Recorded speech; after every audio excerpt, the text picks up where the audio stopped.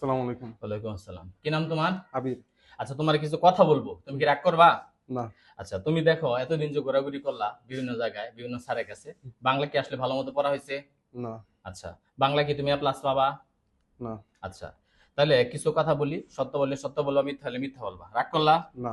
আচ্ছা, তাহলে কিছু কথা শুনো, সেটা হলো যে যারা এই বিভিন্ন জনের পিছনে করে তারা কিন্তু কখনোই ভালো কিছু করে না। তাহলে এখন তুমি কি চাও যে শেষ মুহূর্তে বাংলা তোমার প্লাস থাকুক?